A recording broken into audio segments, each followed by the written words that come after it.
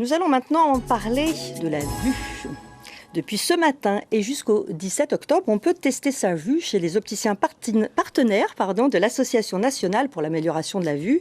Et dans le même temps, ce week-end se dérouleront les journées universitaires de l'ophtalmologie au parc Chano.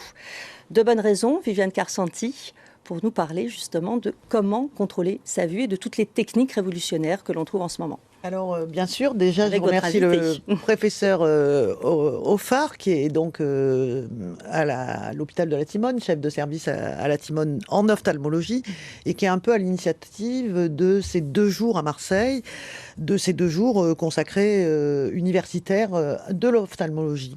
Alors, comme j'ai plein de questions à vous poser, professeur Offard, je vais y aller d'un coup, je vais vous en poser plein d'un coup, et vous allez les choisir ce qui vous paraît le plus pertinent, dont vous allez traiter pendant ces 2 jours.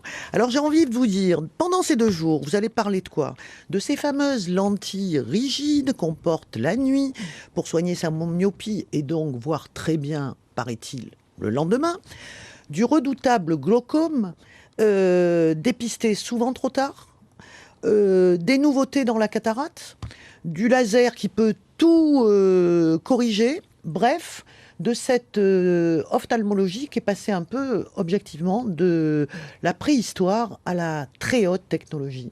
Alors, Tout à fait, tout à fait. L'ophtalmologie est une spécialité très innovante. Les progrès sont permanents, notamment la technologie laser. Donc, effectivement, c'est une partie des thèmes que nous abordons demain. Le laser pour la chirurgie de la cataracte, le laser pour corriger la vue, et également les nouveautés dans les maladies de la rétine, comme la dégénérescence maculaire liée à l'âge, où il y a énormément de progrès également.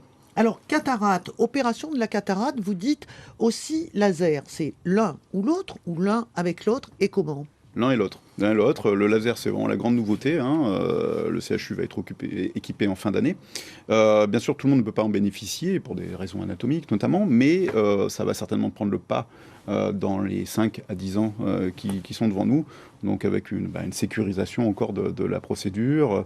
Le laser, généralement, est plus précis que la main du chirurgien. Je suis au regret de dire ça personnellement, mais effectivement, la technologie souvent fait mieux que notre main et améliore les résultats des techniques qui sont déjà excellents à l'heure actuelle. Alors, effectivement, on a l'impression qu'on est passé de la préhistoire à la très haute technologie. Le laser corrige-t-il aussi la myopie, ou vaut-il mieux se faire opérer? J'ai envie de vous poser la question aussi, parce que beaucoup de téléspectateurs se la posent. L'opération, c'est encore bien, ou il faut éviter, où on en est?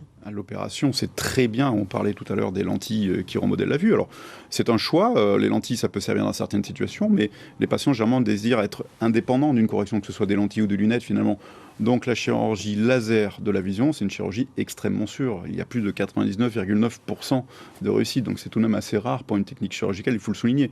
Il ne faut pas minimiser. Comme toute chirurgie, bien sûr, il peut y avoir des complications qui restent exceptionnelles. Alors, on est dans ces 10 jours consacrés à la vue, justement. Selon vous, quel est le défaut du patient moyen ou du susceptible d'être patient et qui ne l'est pas, en fait?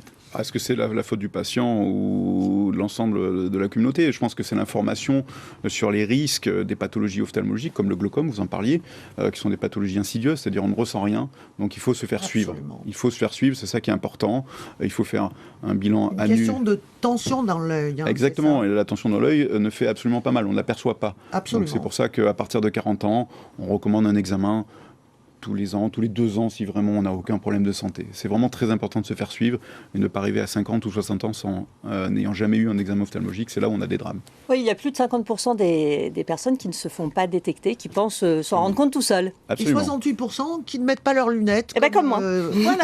Je les ai là. Qui les ont et qui ne les mettent pas. Vous Donc, avez remarqué ça aussi? Donc un conseil, profitons donc de cette semaine, je vais y arriver, de l'ophtalmologie, de ces 10 jours, Viviane, donc pour se faire dépister. Chez les opticiens qui sont solidaires totalement de ces 10 jours consacrés à la vue.